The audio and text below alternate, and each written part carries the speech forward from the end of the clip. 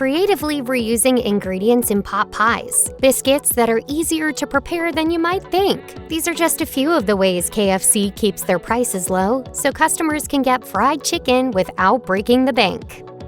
There are few dishes more filling and satisfying than chicken pot pie. KFC's version has juicy chunks of potatoes and tender pieces of chicken, bathed in a creamy sauce with peas and carrots. It is wrapped in pastry dough and baked until golden brown, making it hearty and delicious. Trying a new chunky chicken pot pie.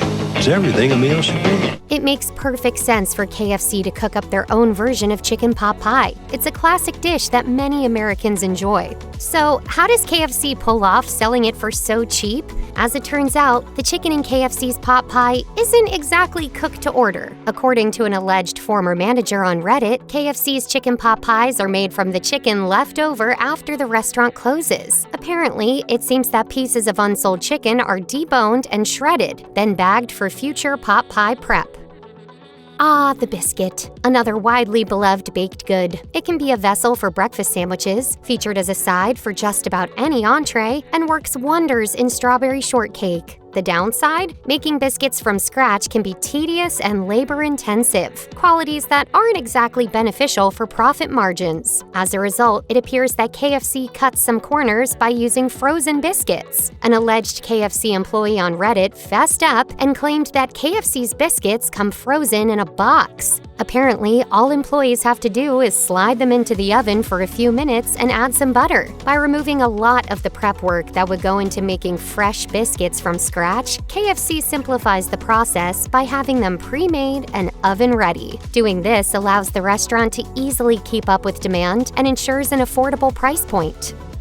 With around 25,000 locations worldwide, KFC is a mammoth in the fast food industry. Running an operation that big requires an enormous labor force, and our cravings for KFC's secret recipe blend of 11 herbs and spices entirely depends on them. After all, without the hard work of KFC's labor force, nothing would get cooked or served. In turn, we'd never get to sink our teeth into the company's world-famous fried chicken. Finger-lickin. That's how every piece of chicken should be. At the end of 2021, Yum Brands, the parent company that owns KFC, reported nearly $2 billion in revenue. You'd think with an impressive number like that, the average hourly pay at KFC would be more than about $10 an hour. There's no doubt that an average wage of around $10 an hour in today's economy is quite low, especially considering the average hourly wage for all U.S. workers is over $26 an hour. By paying its labor force low hourly wages, KFC is maximizing its profit margin and keeping its menu prices cheap. Macaroni and cheese might be the ultimate comfort food. It doesn't get much better than a warm bowl of creamy, cheesy noodles. Gooey and delicious, the beauty of macaroni and cheese is its simplicity. Just a handful of ingredients can be quickly transformed into a delicious dish that coats your mouth and warms the soul. Even though making macaroni and cheese from scratch is pretty straightforward, a lot of restaurants still take the easy way out and get it pre-made from a distributor because it's more cost-effective. And that also seems to be the case for KFC. Taking a look at the nutritional label for the macaroni and cheese on KFC's online menu shows around 50 ingredients, which is a pretty good indication that it's not being made fresh from scratch. Even though mac and cheese is easy to make, ingredients like cream and fresh cheese tend to be pretty pricey. By cutting down on prep time for its macaroni and cheese, KFC is taking a cost-effective approach that keeps prices cheap. KFC is in the business of fried chicken, and making that chicken nice and crispy takes a whole lot of oil. Different types of oil have different profiles. Some are more heart-healthy and expensive, while others are cheap but less healthy.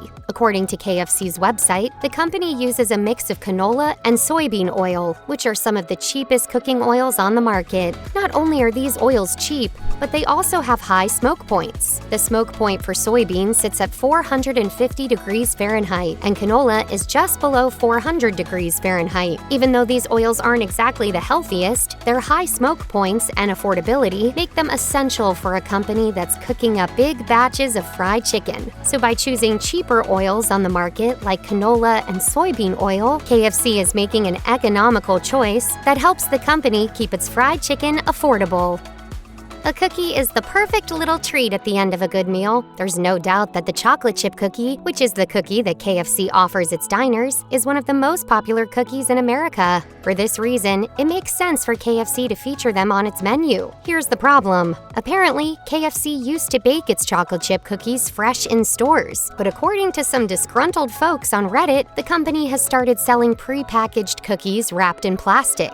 It's easy to understand their complaints. There really is a vast difference between a freshly baked cookie and pre-made cookies that tend to be stale and crumble to pieces. However, the reality is that it's probably much cheaper for KFC to ship out pre-made cookies than it is to send out dough that needs to be baked in the oven. So to keep the price of its cookies cheap, it seems that KFC is rolling out pre-made cookies at some of its restaurants.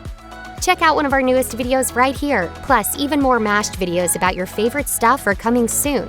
Subscribe to our YouTube channel and hit the bell so you don't miss a single one.